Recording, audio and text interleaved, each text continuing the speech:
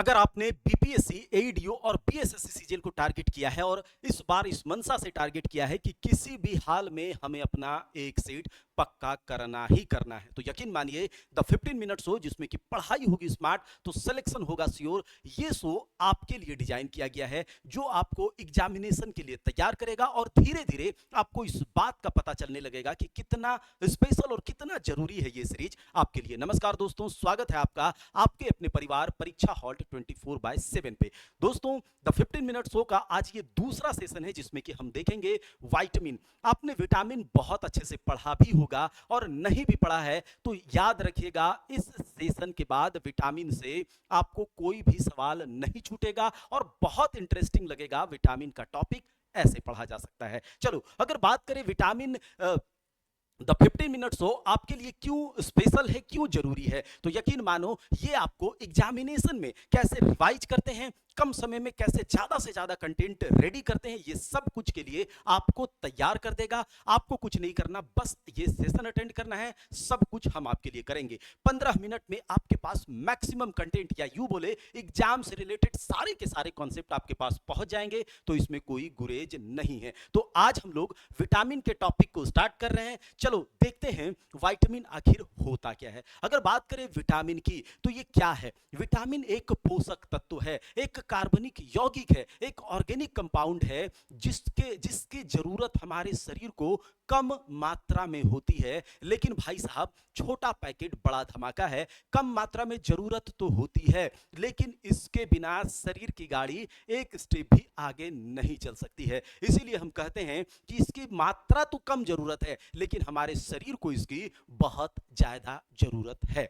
तो ये एक पोषक तत्व है। आखिर विटामिन शब्द को किसने बताया, तो साल 1912 की बात है। किसकी? साल 1912 की बात है। कैसिमिर फंक नाम के एक जीव विज्ञानी ने विटामिन शब्द हमें दिया और उसके बाद हम विटामिन को विटामिन कह रहे हैं। तो याद रखिएगा, कैसिमिर फंक साहब जिन्होंने विटामिन शब्द के बारे में बताया और साथ ही साथ कैसिमिर फंक साहब ने विटामिन B1 की भी खोज करी है। बहुत सारे एग्जाम में अब विटामिन के डिस्कवरी से सवाल पूछा जाता है कि इस विटामिन की खोज किसने करी। तो ये सब कुछ हम आज के सेशन में देखेंगे और लास्ट में आपसे सवाल भी पूछेंगे जिसका कमेंट बॉक्स में आपको आंसर करना है। तो हमने क्या देख लिया, विटामिन शब्द किसने दिया। अच्छा, विटामिन कितने तरह के होते हैं? दो तरह के। कितने? दो तरह के, दो टाइप के। कौन कौन से? तो एक वसा में घुलनशील विटामिन और दूसरा जल में घुलनशील विटामिन। वसा में घुलनशील, जल में घुलनशील। वसा में घुलनशील विटामिन कौन कौन से हैं मेरे भाई? तो ए, डी, ई, के। बार बार बोलोगे, याद रहेगा, ट्रिक नहीं लगाना है। तो वसा में घुलनशील विटामिन ए, डी, ई, के और जल में घुलनशील विटामिन बी और सी। वसा में घुलनशील ए, डी, ई, के, जल में घुलनशील वाटर सॉल्युबल बी और सी। अच्छा, बी में क्या है? बी कॉम्प्लेक्स है। इसको क्या बोलते हैं? B complex. और बी कॉम्प्लेक्स में 8 विटामिन होते हैं और विटामिन सी हो गया एक। तो टोटल कितने वाटर सॉल्युबल विटामिन हैं? तो 9 हैं। कितने? वाटर सॉल्युबल जल में घुलनशील विटामिन कितने हैं? 9 हैं। और 4 विटामिन हैं आपके कितने?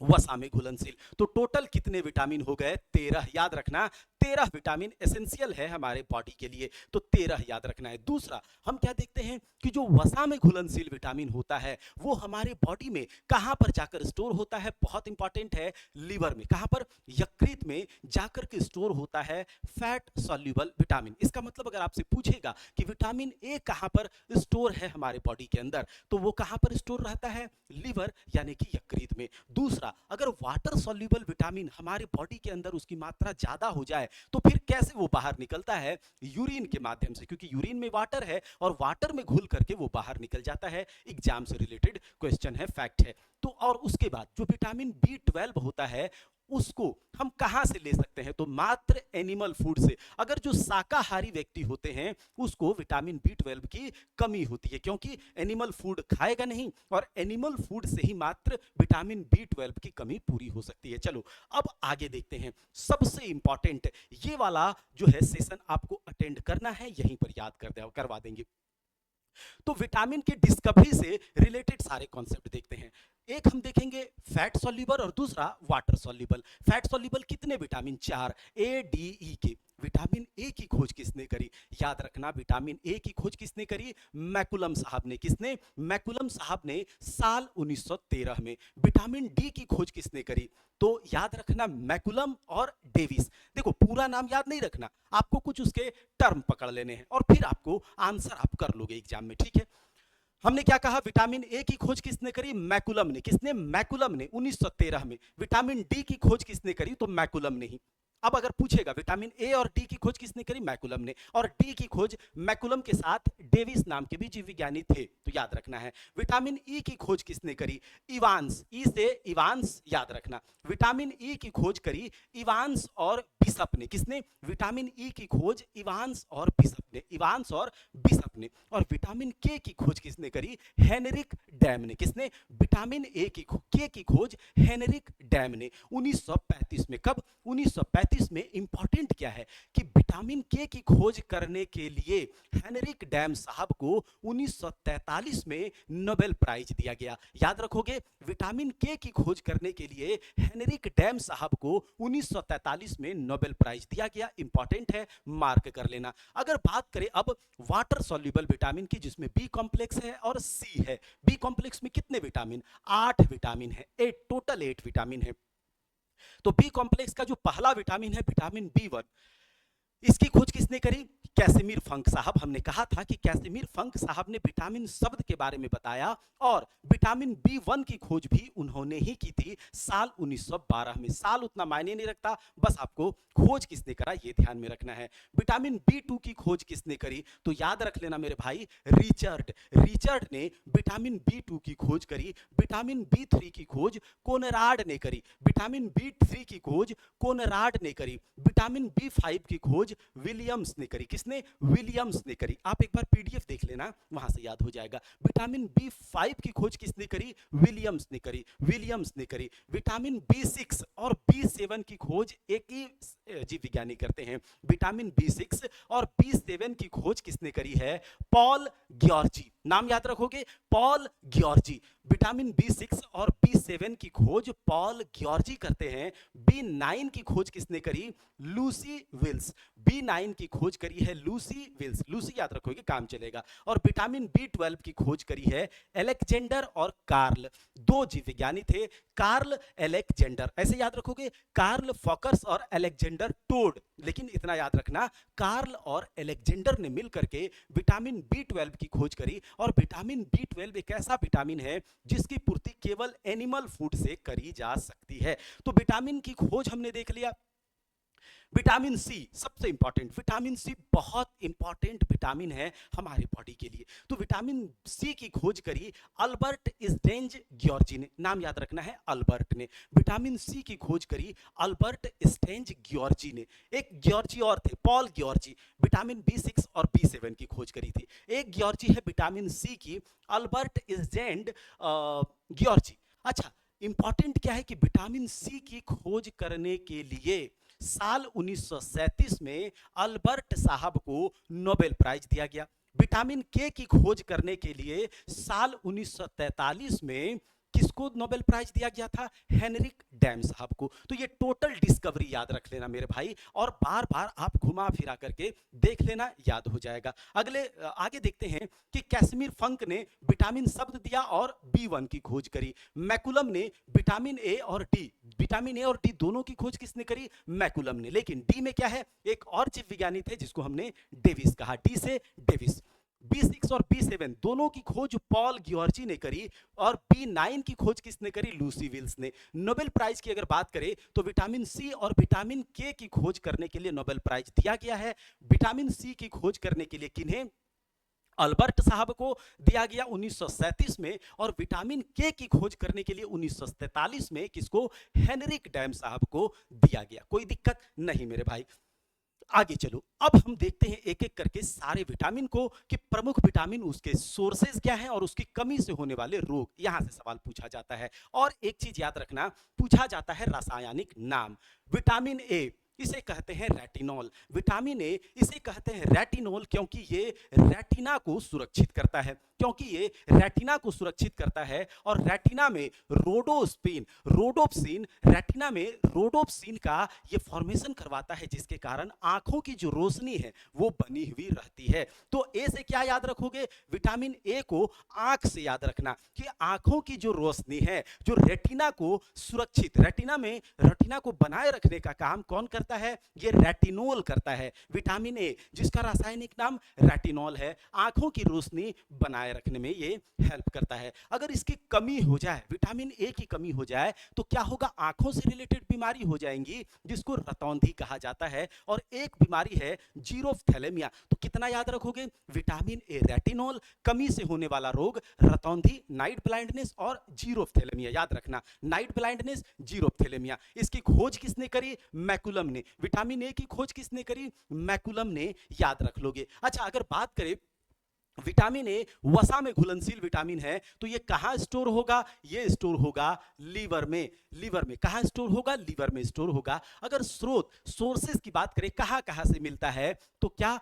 गाजर, हरी पत्तेदार सब्जियां। अब से खाना शुरू कर देना, कमेंट में बताना कि अब से खाना शुरू करोगे ना सबके सब, ठीक है?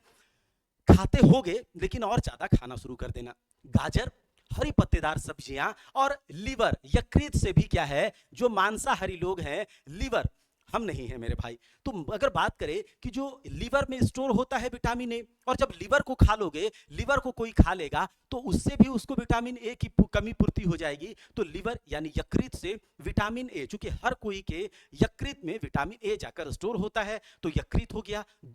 दूध में भी विटामिन ए होता है। अगर बात करें मछली के तेल में, जहां ओमेगा 3 मिलता है, तो मछली का तेल, ये कुछ सोर्सेज हैं जो विटामिन ए की कमी को पूरा करता है। चलो आगे देखते हैं। विटामिन डी का रासायनिक नाम है कैल्सीफेरॉल। विटामिन डी का रासायनिक नाम है कैल्सीफेरॉल। विटामिन ए को कहते हैं रेटिनॉल। अगर बात करें विटामिन डी, इसका काम क्या है? तो विटामिन डी का काम है कैल्शियम को हमें एब्जॉर्ब करने लायक बनाता है, और कैल्शियम जब हम एब्जॉर्ब करने लायक बनते हैं तो हड्डियां मजबूत होती हैं। और अगर कैल्शियम एब्जॉर्ब करने लायक नहीं होंगे, विटामिन डी की कमी हो जाएगी, तो हड्डियां कमजोर होगी। और बड़े लोगों में एक बीमारी होती है इसकी कमी से, ऑस्टियोमेलेसिया। और बच्चों में बीमारी होती है रिकेट्स।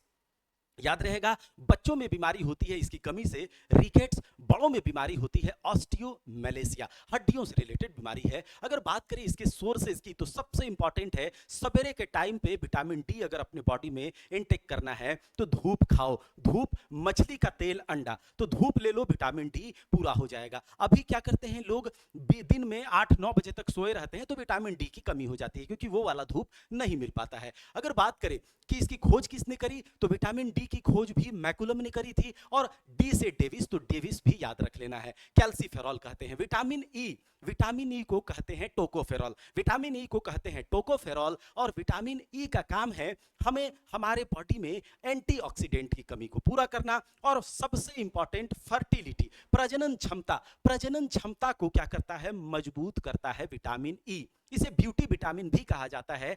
प्रजनन क्षमता को, सबसे इंपॉर्टेंट, प्रजनन क्षमता को मजबूत करता है। और अगर इसकी कमी हो जाए तो प्रजनन क्षमता में कमी आती है, ठीक है?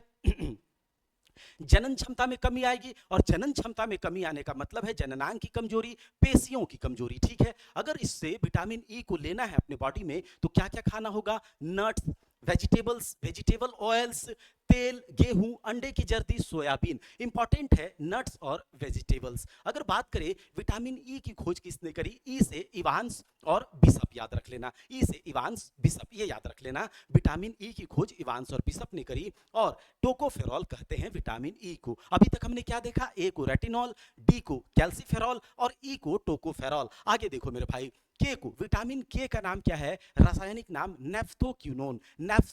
बोलो हमारे साथ, नेफ्थोक्यूनोन। कॉपी लेकर के भी बैठे रहना। नेफ्थोक्यूनोन, इसका काम क्या है? विटामिन के का काम है, ये देखो खून दिख रहा होगा, ब्लड दिख रहा होगा। ब्लड का जब कट जाता है तो यहां से ब्लड निकलने लगेगा, तो इसको थक्का जमाने में ये मदद करता है। कौन? विटामिन के, नेफ्थोक्यूनोन। अगर ये नहीं हो, इसकी कमी हो जाए, तो क्या होगा? थक्का नहीं जमेगा, ब्लड लगातार निकलते जाएगा, जिसको कहते हैं क्या? हीमोफीलिया नाम की बीमारी। अच्छा, ज्यादा ब्लीडिंग होने लगेगा, चोट लगने पर थक्का नहीं जमेगा इसकी कमी से। अच्छा, बात करते हैं इसके लिए विटामिन के की कमी को पूरा करने के लिए हरी पत्तेदार सब्जियां खाओ। विटामिन ए के की कमी को पूरा करने के लिए हरी पत्तेदार सब्जियां, गट बैक्टीरिया, आंतों में पाई जाने वाली जो बैक्टीरिया होती हैं वो भी विटामिन के की कमी को पूरा करता है। अंडा तथा सोयाबीन। अगर बात करें विटामिन के की खोज किसने करी, तो हेनरिक डैम ने, और इस खोज के लिए हेनरिक डैम साहब को 1943 में नोबेल प्राइज दिया गया था। कोई दिक्कत नहीं। अगर बात करें विटामिन ए डी ई के हो गया, अब हम देखते हैं वाटर सॉल्युबल विटामिन यानी जल में घुलनशील विटामिन कौन कौन से हैं, बी और सी। तो चलो, बी1 को कहा जाता है थायमीन, याद रखना बी1 को क्या कहा जाता है, थायमीन। और लास्ट में कमेंट में सारे विटामिन के नाम आपको लिखने हैं। चलो, बी1 को क्या कहा जाता है, थायमीन कहा जाता है। इसकी कमी से, बी1 की कमी से बेरी बेरी नाम की बीमारी हो जाती है जो नर्वस सिस्टम से,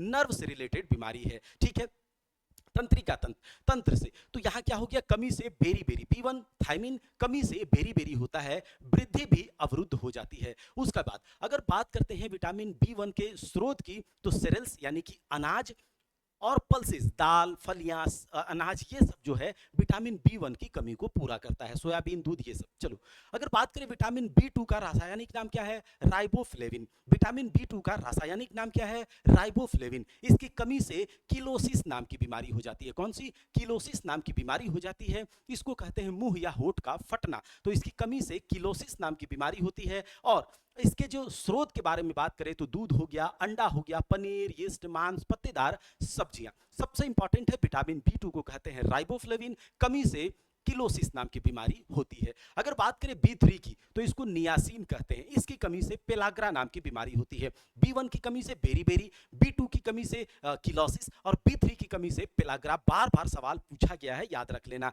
बी1 को कहते हैं थायमीन, बी2 को कहते हैं राइबोफ्लेविन, और बी3 को कहते हैं नियासिन मेरे भाई। चलो देख लेना अगला। बी5 को कहते हैं पेंटोथेनिक एसिड, पेंटोथेनिक एसिड। और इसका काम क्या होता है, इसका काम होता है मेरे भाई कोएंजाइम का सिंथेसिस करवाना, एंजाइम का सिंथेसिस। इसकी कमी से स्किन डिजीज होता है, इसकी कमी से स्किन डिजीज होता है और बाल सफेद होते हैं। याद रख लेना बी5, बी5 क्या है, पेंटोथेनिक एसिड। कमी से क्या होता है, चर्म रोग, स्किन डिजीज और बाल सफेद होने लगते हैं। तो याद रखना बी5 कैसे आएगा हमारे बॉडी में, मतलब इसके स्रोत क्या है, तो एग हो गया, मीट हो गया, ये सब। अगर बात करें बी6 की, पायरिडॉक्सिन, इसको क्या कहते हैं, पायरिडॉक्सिन। बी6 को क्या कहते हैं, पायरिडॉक्सिन कहते हैं। कमी से रक्तहीनता, रक्तहीनता यानी एनीमिया नाम की बीमारी होती है। रक्तहीनता, चर्म रोग और पेशीय ऐठन, मसल्स में ऐठन होने लगता है। तो बी6 को कहते हैं पायरिडॉक्सिन। कमी से होता है चर्म रोग, और उसके बाद रक्तहीनता जो एनीमिया है, और पेशीय ऐठन।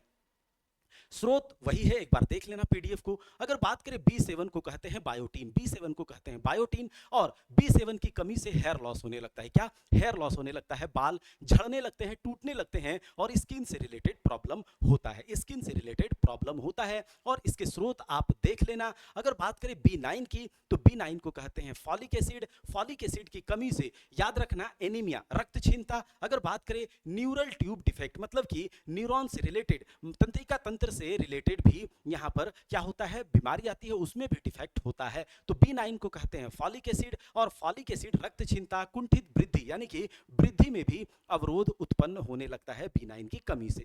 अगर बात करें कि बी12, इसको कहते हैं साइनोकोबाल एमीन। क्या कहते हैं, साइनोकोबाल एमीन। इसकी कमी से घातक रक्तहीनता होती है, मतलब बहुत ज्यादा लेवल पे यहां पर सीवियर ब्लड लॉस, एनीमिया होता है, घातक रक्तहीनता, तंत्रिका तंत्र में गड़बड़ी बी12 की कमी से। और बी12 एक ऐसा विटामिन है जिसको कि केवल एनिमल बेस्ड फूड से ही प्राप्त किया जा सकता है, याद रख लेना। तो हमने क्या देखा, बी1 को याद करना मेरे साथ, बी1 को कहते हैं थायमीन, बी2 को कहते हैं राइबोफ्लेविन, बी3 को कहते हैं नियासिन, बी5 को कहते हैं पेंटोथेनिक एसिड, बी6 को कहते हैं पायरिडॉक्सिन, बी7 को कहते हैं बायोटीन, बी9 को कहते हैं फॉलिक एसिड, बी12 को कहते हैं साइनोकोबाल एमीन। इसको आप कमेंट में जरूर टाइप करना। अगर बात करें विटामिन सी की, तो विटामिन सी को कहते हैं एस्कॉर्बिक एसिड। विटामिन सी को क्या कहते हैं मेरे दोस्त, एस्कॉर्बिक एसिड कहते हैं। और सी का मतलब होता है सिट्रस फूड, खट्टे फलों से विटामिन सी सी हमें प्राप्त होता है। खट्टे फल आंवला हो गया या फिर खट्टे फलों से प्राप्त होता है हमें विटामिन सी। विटामिन सी का सबसे इंपॉर्टेंट काम है कोलेजन का निर्माण करवाता है। क्या करवाता है? कोलेजन का। याद रखना, विटामिन सी का सबसे इंपॉर्टेंट काम क्या हो गया? कोलेजन का निर्माण करवाता है। ये कोलेजन क्या है? तो हमारे बॉडी में सबसे ज्यादा, सबसे प्रचुर मात्रा में अगर कोई प्रोटीन है तो वो कोलेजन है, क्योंकि कोलेजन के कारण ही हम खड़े हैं। हड्डियों की मजबूती, कंकाल तंत्र, हर कुछ जो है इसी कोलेजन प्रोटीन के कारण हम खड़े हो पा रहे हैं। तो कोलेजन के सिंथेसिस का काम कौन करवाता है? विटामिन सी करवाता है। और जब कोलेजन की कमी हो जाएगी तो स्कर्वी नाम का बीमारी होता है। ठीक है, सही तरीके से हड्डियां कमजोर हो जाती हैं, इसीलिए विटामिन सी का इंटेक होना जरूरी है। तो कोलेजन का ये निर्माण करवाता है। दूसरा, ये क्या करता है? वुंड हीलिंग, यानी कि अगर घाव वगैरह भरने में भी ये सहायक होता है और इम्यूनिटी सिस्टम को बिल्डअप करता है। तो विटामिन सी का इतना इंपॉर्टेंस है। इसकी कमी से स्कर्वी नाम की बीमारी होती है, जिसे कि ब्लीडिंग गम कहते हैं। ठीक है। दूसरा, इसके स्रोत क्या है? तो सिट्रस फूड, आंवला, ये सब। चलो, तो ये हमने देख लिया बी और सी। अब हम विटामिन से रिलेटेड कुछ ऐसे फैक्ट्स देखते हैं। इसको आप नोट डाउन कर लेना अपने कॉपी में, और पीडीएफ जो है टेलीग्राम पर तो आपको मिल ही जाएगा। चलो, हम एक एक करके देखते हैं। विटामिन शब्द किसने दिया? कैसिमिर फंक ने 1912 में। कब? 1912 में दिया। और किस तरह से दिया? तो वाइटल प्लस एमीन, मतलब ऐसे जरूरी एसेंशियल एमीन, हमें एमिनो एसिड्स, ये आपका वहां से विटामिन आया। चलो, उसके बाद कैसिमिर फंक ने B1 विटामिन की भी खोज करी। अगर बात करें शरीर में सबसे अधिक समय तक स्टोर होने वाला कौन सा विटामिन है? शरीर में सबसे ज्यादा समय तक स्टोर होने वाला विटामिन है B12। याद रख लेना, विटामिन B12 एक ऐसा विटामिन जो एनिमल बेस्ड फूड से ही आती है। एनिमल बेस्ड फूड से ही आती है। ठीक है, याद रख लेना। विटामिन B12 एक ऐसा विटामिन है जो एनिमल बेस्ड फूड से ही हमें प्राप्त होता है, और सबसे ज्यादा समय तक हमारे बॉडी में ये रहता है। लगभग 3-4 साल तक लीवर में ये रहता है। अब देखो, सबसे पहले खोजा गया विटामिन ए। सबसे पहले खोजा गया विटामिन ए। केवल जानवरों से मिलने वाला विटामिन B12। सबसे अधिक गर्मी से नष्ट होने वाला विटामिन सी। तो याद रखना, ऐसे फल जिसमें विटामिन सी पाया जाते हैं, ऐसे सोर्सेज जिसमें विटामिन सी पाया जाता है, उसको ज्यादा गर्म करोगे तो विटामिन सी वहां से खत्म हो जाएगा। तो हीट से नष्ट होने वाला विटामिन सी। विटामिन ए को एंटी इन्फेक्टिव विटामिन भी कहा जाता है। याद रख लेना, विटामिन ए को एंटी इन्फेक्टिव विटामिन भी कहा जाता है। विटामिन डी का एक्टिव फॉर्म क्या है? तो कैल्सीफेरॉल। याद रख लेना। विटामिन ई को एंटी स्टेरिलिटी विटामिन भी कहते हैं। एंटी स्टेरिलिटी विटामिन भी कहते हैं। विटामिन के का नाम जर्मन शब्द कोगुलेशन से आया। कोगुलेशन का मतलब जमना होता है, थक्का जमना। तो विटामिन के का मतलब नाम कहां से आया? तो नाम जर्मन शब्द कोगुलेशन से लिया गया है। थक्का जमाने में ये मदद करता है, तो वहां से उसके के से ले लिया गया जर्मन शब्द कोगुलेशन से। विटामिन B2 जो कि राइबोफ्लेविन है, कि राइबोफ्लेविन के कारण मूत्र पीला दिखाई देता है। तो याद रखना, किस विटामिन के कारण मूत्र पीला दिखाई देता है? हमने कहा था, जब बॉडी के अंदर जो वाटर सॉल्युबल विटामिन है ज्यादा हो जाता है तो ये मूत्र के माध्यम से, यूरिन के माध्यम से बाहर निकल जाता है। तो B2 क्या है? वाटर सॉल्युबल विटामिन, और इसके कारण मूत्र का रंग पीला दिखाई देता है। विटामिन B3 जिसको नियासिन के नाम से जानते हैं, विटामिन B3 का एक स्रोत क्या है? तो याद रखना, ट्रिप्टोफैन एमिनो एसिड से शरीर में बनता है। अगर आपसे पूछेगा कि विटामिन B3 जो कि नियासिन है, ये किस एमिनो एसिड के कारण बनता है? तो याद रखना, ट्रिप्टोफैन नाम के एमिनो एसिड के कारण बनता है। विटामिन B6 जो पायरिडॉक्सिन है, ये गर्भवती महिलाओं में मॉर्निंग सिकनेस में दी जाती है। विटामिन B6 को, जो कि पायरिडॉक्सिन के नाम से जानी जाती है, इसको गर्भवती महिलाओं को जो मॉर्निंग सिकनेस होता है उसमें, उस स्थिति में उनको दी जाती है। विटामिन B7 जो बायोटीन है, उसकी कमी से एग व्हाइट इंजरी नाम की बीमारी होती है। याद रख लेना। ठीक है, याद रख लेना, पूछा जाता है एग व्हाइट इंजरी नाम की बीमारी किस विटामिन की कमी से होता है? तो विटामिन B7 बायोटीन की कमी से। विटामिन B9 फॉलिक एसिड सबसे पहले यीस्ट से निकाला गया था। जो विटामिन B9 है, जिसको फॉलिक एसिड के नाम से जानते हैं, उसको पूछा जाए कि सबसे पहले इसको कहां से निकाला गया था? तो यीस्ट यानी खमीर से निकाला गया था। विटामिन सी, धूम्रपान करने वालों को इसकी अधिक आवश्यकता होती है।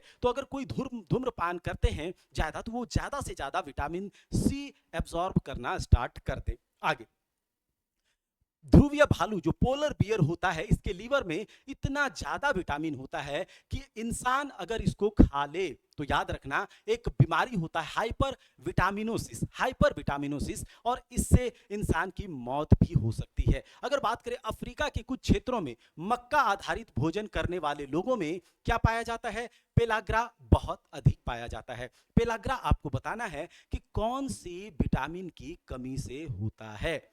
तो मक्का आधारित भोजन करने वाले अफ्रीका के कुछ क्षेत्रों में मक्का आधारित भोजन करने वाले लोगों में पेलाग्रा नाम की बीमारी। विटामिन डी को असल में प्रो हार्मोन कहा जाता है। विटामिन डी को हार्मोन भी कहते हैं क्योंकि ये हार्मोन से मिलता जुलता काम करता है, तो विटामिन डी को हार्मोन भी कहते हैं, याद रख लेना। विटामिन सी इंसानों, बंदरों और पिग में नहीं बनता परंतु ज्यादातर जानवरों में बनता है, याद रख लेना। विटामिन सी जो है इंसानों में, बंदरों में और जो पिग होते हैं गिनी पिग, उसमें नहीं बनता लेकिन ज्यादातर जानवरों में बनता है। यानी हमारे अंदर विटामिन सी बनता नहीं है, हमको कहीं और से ये लेना पड़ता है, अलग अलग सोर्सेज से, जो स्रोत हैं वहां से लेना पड़ता है। विटामिन के की डेफिशिएंसी नवजात शिशुओं में अधिक पाई जाती है, इसीलिए जन्म के तुरंत बाद विटामिन के का इंजेक्शन दिया जाता है। विटामिन के की का नाम क्या है, नेफ्थोक्विनोन, ठीक है। और विटामिन के जो है जर्मन शब्द कोगुलेशन से लिया गया है। अगर बात करें एग वाइट इंजरी जो है किस विटामिन की कमी से होता है,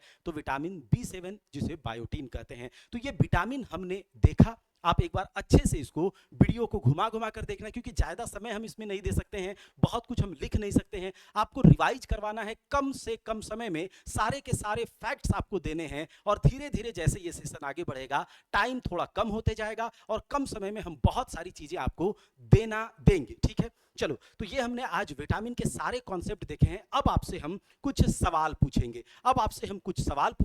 और दोस्त, अगर तुम थोड़े से भी सीरियस हो अपने एग्जामिनेशन को लेकर, तो सवाल के जवाब भी देना और इस सेशन को अटेंड जरूर करना, क्योंकि ये सेशन आपके लिए रामबाण साबित होगा। धीरे धीरे हर एक चीज कम समय में मैं यहां पर कंप्लीट करवाऊंगा। विटामिन शब्द किसने दिया था, ये आपको बताना है। कौन सा विटामिन लीवर में 3-4 साल तक स्टोर होता है, कौन सा विटामिन सबसे अधिक गर्मी में नष्ट हो जाता है, किस विटामिन को एंटी स्टेरिलिटी विटामिन कहा जाता है, नियासिन शरीर में किस एमिनो एसिड से बनता है। तो ये सब के सब जो हैं आपको जवाब देने हैं कमेंट बॉक्स में। तो ये आज का सेशन था जिसमें हमने विटामिन को रिवाइज किया है। अगर आपको सेशन अच्छा लगता है तो जरूर हमें मोटिवेट करें। आपका सपोर्ट, आपके सपोर्ट से हमें मोटिवेशन मिलता है, आपके कमेंट से हमें मोटिवेशन मिलता है कि हम जिन भाई बहन के लिए, जिन रन बाकुरों के लिए ये काम कर रहे हैं, जो ये आप तक एक बहुत अच्छा कंटेंट में जान डाल रहे हैं,